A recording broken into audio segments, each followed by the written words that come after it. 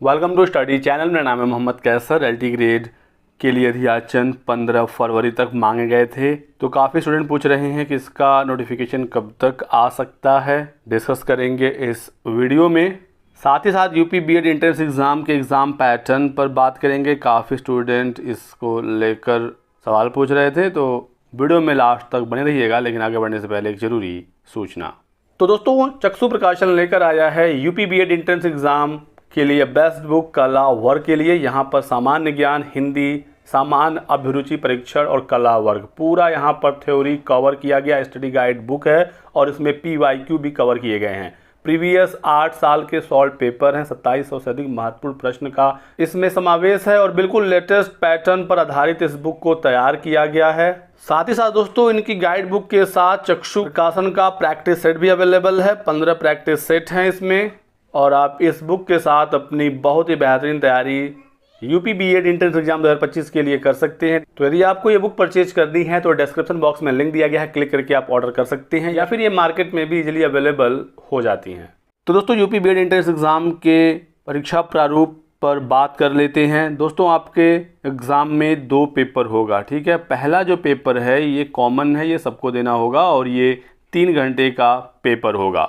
सामान्य ज्ञान के 50 सवाल होंगे और भाषा के 50 सवाल होंगे। भाषा में हिंदी या अंग्रेजी दोनों में से कोई एक का आपको चुनाव करना होगा और उसे हल करना होगा, ठीक है। एक प्रश्न 2 अंकों का है, तो कुल 100 सवाल हुए, और अंक की बात करें तो कुल 200 अंक हुए, ठीक है। तो 100 सवालों को 3 घंटे में हल करना है। तो ये हो गया पहला पेपर।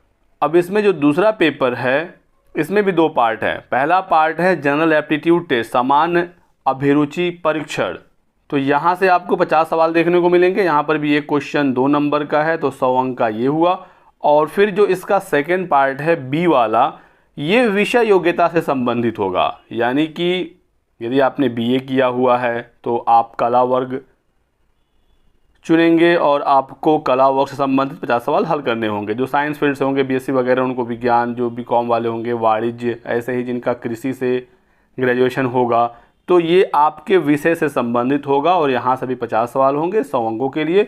और जो द्वितीय प्रश्न पत्र हैं, यहाँ पर भी टोटल 100 प्रश्न होंगे 200 अंकों के लिए, और 3 घंटे आपको यहाँ पर भी समय मिलेगा।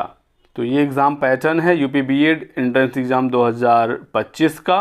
एलिजिबिलिटी आपको पता होगा, ग्रेजुएशन में आपके 50% अंक होने चाहिए, या फिर आपने यदि PG किया है और वहाँ पर 50% अंक हैं तो भी आप एलिजिबल रहेंगे। यदि कोई स्टूडेंट BTech या BE किया हुआ छात्र है तो उसके ग्रेजुएशन में, या कहें उसके BTech में 55% मार्क्स होने चाहिए। ये कंडीशन जनरल और OBC के लिए है। SC ST के लिए कोई भी परसेंटेज की बाध्यता नहीं है, चाहे उनका सामान्य BA BSc हो या BTech हो। दृष्टिबाधित अभ्यर्थियों को 5% का छूट मिलेगा, चाहे वो किसी भी कैटेगरी से हों। और अपीयरिंग स्टूडेंट के बारे में भी क्लियर किया गया है कि आप आवेदन कर सकते हैं, लेकिन काउंसलिंग से पहले आपका रिजल्ट आ जाना चाहिए। ये रही यूपी बीएड एंट्रेंस एग्जाम 2025 से संबंधित कुछ महत्वपूर्ण जानकारी। अब बात करते हैं LT ग्रेड नई शिक्षक भर्ती की। तो दोस्तों, LT ग्रेड के लिए एक पत्र जारी हुआ था और डेट देखेंगे 10 फरवरी का इसमें था। और इस पत्र में कहा गया था कि 15 फरवरी तक LT ग्रेड और JSC प्रवक्ता के सभी रिक्त पदों का अधियाचन भेजा जाए। ये सर्वोच्च प्राथमिकता में है और रिक्त पदों का अधियाचन प्रेषित करना जरूरी है। पूरा प्रॉपर इसका फॉर्मेट आया था। यहाँ पर LT ग्रेड के अधियाचन के बारे में फॉर्मेट था, यहाँ पर JSC प्रवक्ता का। न्यूज़पेपर में खबर भी आपने देखी होगी कि प्रवक्ता व LT ग्रेड शिक्षकों के रिक्त पदों का ब्यौरा मांगा गया है 15 फरवरी तक निर्धारित प्रारूप में। और ये भी खबर है कि लगभग 10,000 माध्यमिक विद्यालयों में शिक्षकों के पद रिक्त हैं, लेकिन अधियाचन प्राप्त न होने की वजह से भर्ती अटकी हुई है। इससे पहले समकक्ष अर्हता वाला मामला था, कुछ विषयों में योग्यता का मामला था, वो सारा क्लियर हो गया है। अब बस UPPSC को अधियाचन चाहिए, उसके बाद ये विज्ञापन जारी हो जाएगा। अधियाचन के लिए पत्र जारी किया गया, अधियाचन मांगा भी गया।